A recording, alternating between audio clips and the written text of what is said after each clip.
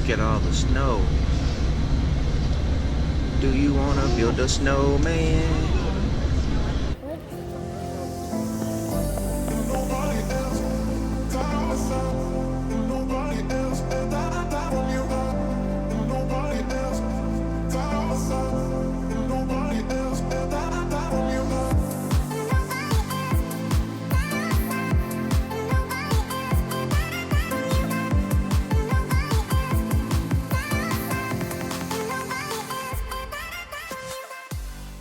From Budapest, we took a private transfer to Ljubljana train station and rented our car from there. It was a 4-hour drive from Budapest and then another 40 minutes from Ljubljana to Lake Bled.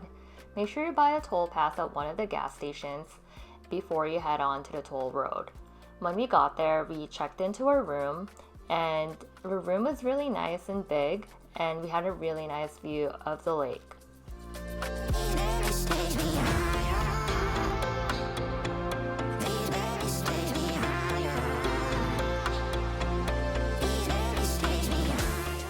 After we checked in, we decided to do a short hike called Mala Osanushka.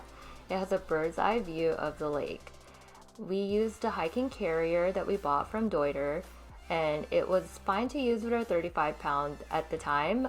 He's a little heavier now, so it's probably going to be a little harder if we use it again for hiking. The hike wasn't too bad, but it is a little steep. When you go up these stairs, it gets steeper from there because you are trying to get to the top so that you have a better view. We ended up stopping where there was a clearing and a nice view of the lake just because it was getting a little dark and we wanted to make sure there was still some light out when we headed back down. There's a parking lot at the bottom of the trail called Prestava. It's about a 10 to 15 minute walk from the entrance of the trail.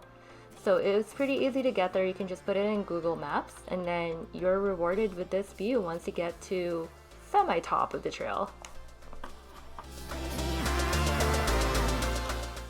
The following day, we decided to go to Vintgar Gorge. It is more of a walk than a hike. It doesn't allow strollers though, so you have to bring a carrier or have your child walk with you. The parking lot that we parked at wasn't the closest. We asked our hotel and that's where they directed us. So next time, make sure you check the maps and double check what your hotel tells you. They're not always right.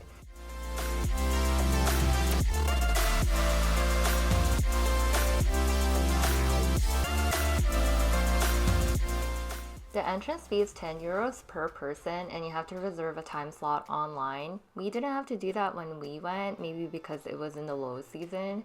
As you can see, the trail is pretty narrow, and so I'm sure that's why they want to limit the number of people who are going in and out during the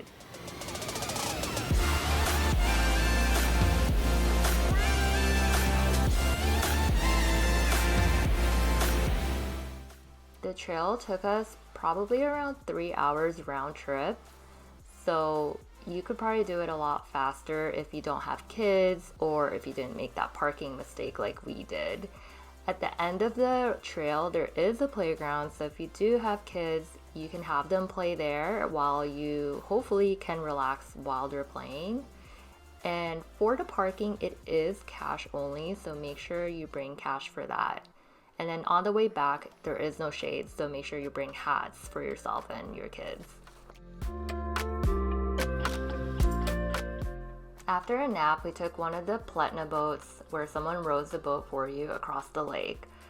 It is cash only, so make sure you have at least 30 euros for that for 2 people.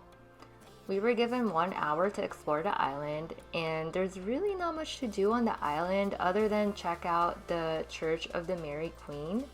We didn't go inside the church, but we did relax and just walked around the island to get some energy out for our kid. The lake does have a lot of activities that you can do, not just on the island, but just around the lake. You can go boating or go stand-up paddleboarding. And pretty much we got lucky with the weather. The weather in Slovenia is pretty questionable around this time of the year, so we went in April. And the following day when we drove back to Ljubljana, it was actually raining. So we got really lucky with the 2 days that we were there. If you have any questions about our trip, leave me a comment below or visit my blog. I will also have more information there.